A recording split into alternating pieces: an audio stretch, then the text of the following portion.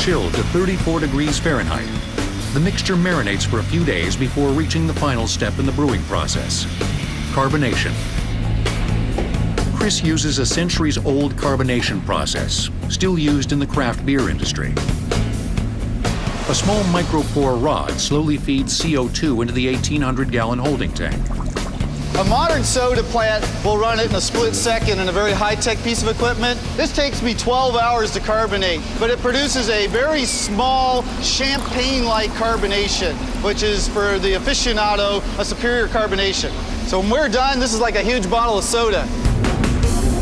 After pasteurization, 2,000 champagne-style bottles of ginger ale per hour are bottled, labeled, and boxed. So this is a very big version of the way it was made maybe in the 1800s or the 1700s. And of course, we're the only people commercially who brew a soda that old-fashioned way. That's our claim to fame. Before commercialization and high-tech carbonation, soft drinks were the products of home brewers.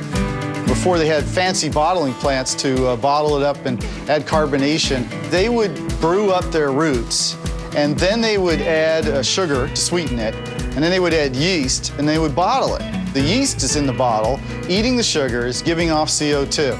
So it's great for carbonation, but it's also doing what it does in beer, which is produce alcohol. So your early soft drinks were slightly alcoholic. Well before brewers were making bubbles, ginger's medicinal properties were known and used.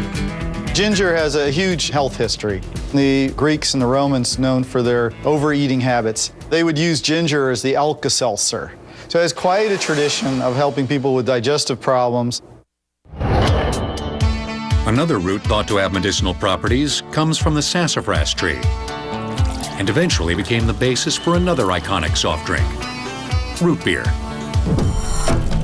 For centuries, Native Americans brewed its roots into their own brand of tonic. The root tonic was eventually commercialized in 1876 in Philadelphia, site of America's first World's Fair. There, pharmacist Charles Hyers introduced his blend of root-spiced tea to the paying public. Root beer became an increasingly popular soft drink flavor until 1960, when the FDA banned the use of root beer's key ingredient, sassafras, labeling it a potential carcinogen. The sassafras root that had all the health benefits had an oil called safrole. The problem with safrole was that if they fed it to a rat in an experiment, it could get cancer. Maybe the cola guys were trying to get the root beer guys who were getting very popular and trying to derail them with this. No one will know for sure. After the ban, most root beer makers began developing artificial flavors to match the distinct taste of sassafras. Today, a few companies, including Hansen's, uses safrole-free sassafras extract. How does the taste of Hansen's root beer stack up? It's not bad. I think it's going for the more generic root beer taste, but it's tasty, very foamy. It's got a good creamy texture. It works well as a float. Anthony Shore has been reviewing root beer online since 1996. He's among a growing number of root beer aficionados who enjoy exploring and savoring the nuances of this unique soft drink. I've reviewed, I think it's 377 root beers, birch beers, sarsaparillas. Just root beers, I think, is 250 something. For me, the root beer tasting, it's similar to tasting a fine wine. This will be my first taste of this soda. This is actually a butterscotch root beer. See how that first taste is, that first sip? Small head, but it's very creamy and sweet anyway. I like it. Rating-wise, this might be a little overly sweet, maybe a 81 out of my scale of 1 to 100. Chris Reed is a root beer lover too. Topping his list is Virgil's, a company which Chris purchased from the previous owner in 1999. Since then, he's come up with his own unique recipe for microbrewed root beer. We're somewhere halfway between those really hardcore root beers than a commercial root beer. We're using nutmeg, and this is the whole nutmeg. Generally, it's ground. Then we use cloves, the star anise, that comes from Spain. We use the cinnamon sticks. Cinnamon comes originally from Ceylon. We also use the vanilla beans. We like to use the Madagascar vanilla beans. Licorice comes from France. And then wintergreen, very large part of root beer. Almost every root beer has it in America. Molasses. It's a sweetener, but it has a lot of health properties, and it's a wonderful flavor, too. When it comes to packaging, Virgil's tries to give the consumer a true root beer experience. Long neck bottles, a party keg, and for those willing to pay a few extra bucks, we convinced a brewery in southern Germany to make it with the Grolsch swing lid. That's a porcelain swing top, and this is probably by aficionados considered the ultimate root beer. Whether it's his own ginger brew or Virgil's, Chris has one simple rule when consuming his beverages. Do you serve them over ice? Absolutely not. They were built perfectly the way they were. They're not to be diluted with ice. So it's for us, when we serve up these sodas, we do it with attitude. For one major soft drink outlet, it's not attitude that seems to matter, but size. Grab a straw and loosen your belt. The 7th month of the year, the 11th day of the month. What better date for 7-Eleven to celebrate its birthday? By offering the public free of charge its signature soft drink, the Slurpee. This happens every year on 7-Eleven's birthday. We give free Slurpee to everybody all day long. The semi-frozen mixture of water, flavored syrup, and CO2 has filled more than 6 billion Slurpee cups since it hit 7-Eleven stores in 1965. That's enough Slurpee for nearly every person on the planet. Yeah, actually, this is my first Slurpee. We don't actually sell Slurpees or anything in England. Really good, really refreshing. The Slurpee is in a soft drink category all its own. It all started in 1959, kind of by accident. Slurpee began with a broken soda dispenser. The gentleman who owned the store couldn't serve any sodas, couldn't serve them warm, so he threw them in the freezer. And when he served them, all of his customers loved this kind of half-frozen icy treats. 6 years later, 7-Eleven began selling a modified version of the beverage it originally called the Icy. After a few years, in 1967, they're sitting around drinking the drinks and noticed that it made this slurping sound. So there came the name Slurpee. The frozen flavors started with Coke, lemon lime, and cherry. Today, 20 different flavors are available, including energy Slurpees and sugar-free. Sometimes we get customers where they mix and match flavors to give them the special taste. The core of every Slurpee's taste is in the flavored syrup, held in 2.5-gallon boxes. The 2.5-gallon bag-in-a-box of syrup will make a little over 150 22-ounce Slurpee drinks. The Slurpee syrup is a special formulation, different than fountain syrup, in that it has an ingredient which allows the CO2, carbon dioxide, to actually be absorbed into the drink. That's why Slurpee has that very smooth texture. The foaming agent is called yucca. A compressor pumps the syrup, water, and CO2 out to the dispenser, where sub-freezing temperatures give the Slurpee its trademark consistency. The sweetener in the syrup allows the product to be poured at a temperature of 24 to 28 degrees in a semi-frozen state. Without that, it would freeze rock solid. Inside the Slurpee dispenser, water, syrup, and CO2 mix together, then go into each of the machine's chilled aluminum barrels. Each barrel holds 176 ounces of finished product. The brains of the equipment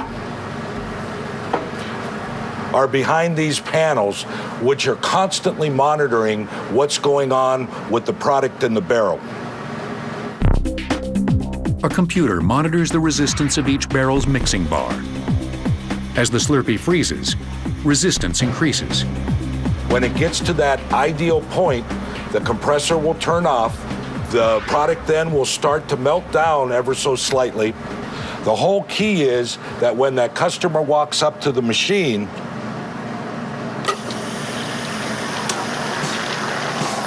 that product in the barrel is ready to pour that perfect Slurpee. Slurpees, of course, aren't the only soft drinks available at 7-Eleven. A variety of sodas are available by the gulp. In 1973, 7-Eleven launched its first Gulp fountain program with two sizes, which was a 12 and a 20-ounce size Gulp. In 1976, 7-Eleven launched the 32-ounce Big Gulp and had tremendous success and found that its fountain business nearly doubled. Over the years, 7-Eleven has offered its customers a parade of eye-popping serving sizes that redefined our sense of indulgence. In 1984, the 44-ounce Super Big Gulp came in a tapered version for the traveling soda drinker. 1988 introduced the 64-ounce Double Gulp, which had twice the calories of the original Gulp. I do drink Coke 64 ounces once a day. Kind of the piece de resistance, the official Team Gulp, which is about 128 ounces.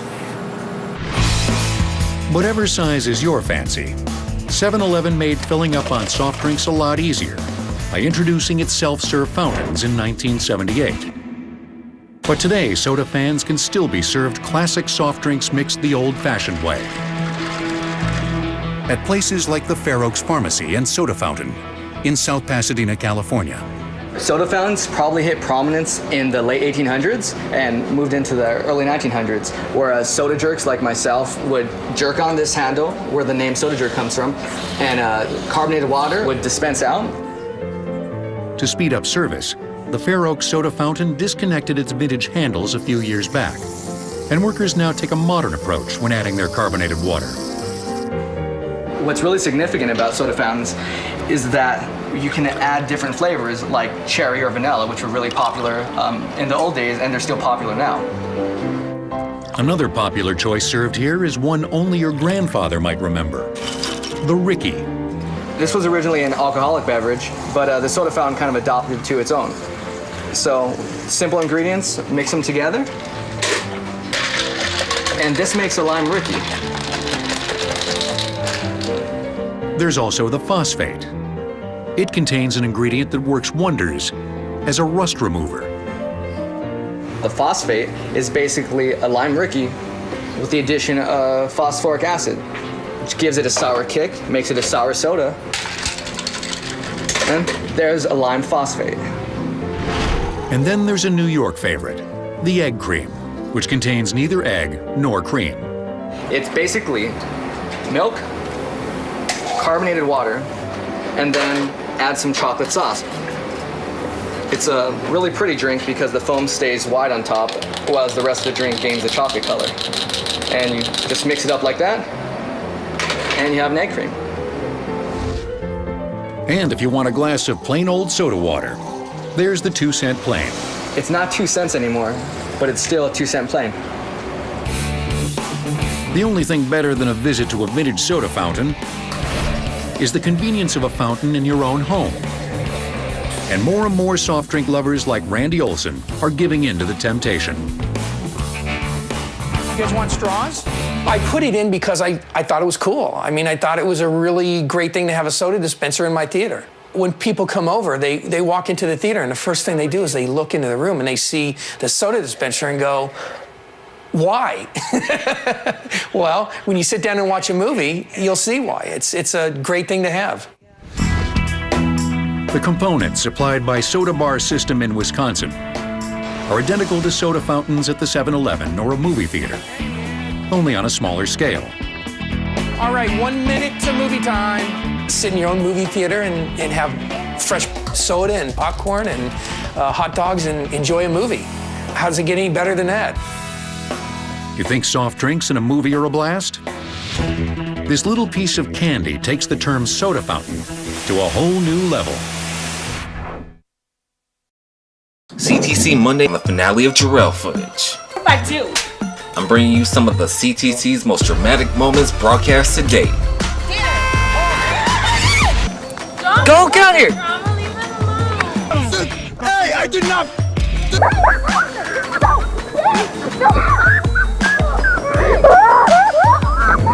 Jarrell footage, only on the CTC. Watch it.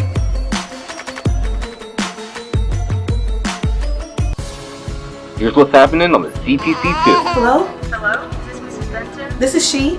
We've seen the shocking ending, Staying Alive. Well, if you haven't, I won't spoil it. Now, the CTC2 takes you beyond the film. Hey, hold on, sweetie!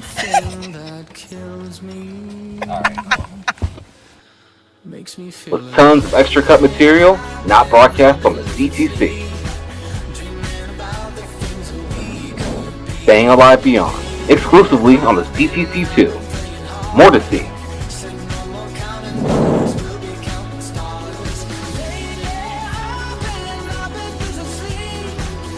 Coming up on an all-new episode of My Talk Your Talk. To bow or not to bow? We're discussing the national anthem controversy. Plus, Travis Scott is releasing his third album and wants his tours to feature amusement rides. And Andrew Jackson versus Harriet Tubman. Then, Dotard versus Rocket Man. And, in the spirit of Halloween, talk about the high school that let their students become their favorite character for their senior picture. All this, plus UFOs, and the 90s remake of It. All that coming up next on My Talk Your Talk. 1, 2, 1, 2, 3.